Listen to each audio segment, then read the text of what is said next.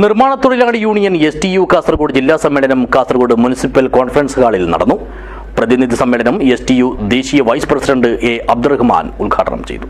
This news sponsored by ഗുണമേന്മയോട് കൂടിയ ഉൽപ്പന്നങ്ങൾ മിതമായ നിരക്കിൽ Sreekrishna hardwares MG road Kasaragod. ഈ വർഷത്തെ മെമ്പർഷിപ്പ് ക്യാമ്പയിന്റെ ഭാഗമായുള്ള നിർമ്മാണ തൊഴിലാളി യൂണിയൻ STUവിന്റെ കാസർഗോഡ് ജില്ലാ സമ്മേളനമാണ് ബുധനാഴ്ച ഉച്ചയ്ക്ക് 2 മണി മുതൽ കാസർഗോഡ് മുനിസിപ്പൽ കോൺഫറൻസ് ഹാളിൽ നടന്നത്. ബേവിഞ്ച അബ്ദുൽ ഖാദർ നഗറിൽ നടന്ന പ്രതിനിധി സമ്മേളനം STU ദേശീയ വൈസ് പ്രസിഡന്റ് A. അബ്ദുറഹ്മാൻ ഉദ്ഘാടനം ചെയ്തു. നിർമ്മാണ തൊഴിലാളി ക്ഷേമനിധിയിൽ നിന്നും കോടികളാണ് സർക്കാർ വാഗ്ദാനം ചെലവഴിക്കുന്നത്. അതുകൊണ്ട് തന്നെ കഴിഞ്ഞ 18 മാസമായി നിർമ്മാണ തൊഴിലാളികൾക്ക് അവർക്ക് ലഭിക്കേണ്ട അവരുടെ അവകാശമായ പെൻഷൻ പോലും ലഭിക്കുന്നില്ല എന്നതാണ് വാസ്തവം.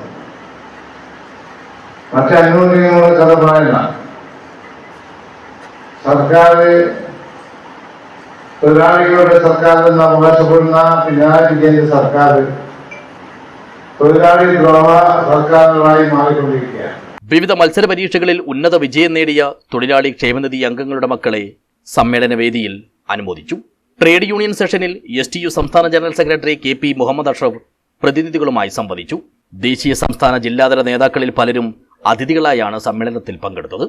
മെമ്പർഷിപ്പ് ക്യാമ്പയിന്റെ ഭാഗമായി പുതുതായി തെരഞ്ഞെടുക്കപ്പെട്ട കൗൺസിൽ അംഗങ്ങൾ യോഗം ചേർന്ന് അടുത്ത 3 വർഷത്തേക്കുള്ള പുതിയ ജില്ലാ കമ്മിറ്റി ഭാരവാഹികളെയും തെരഞ്ഞെടുത്തു.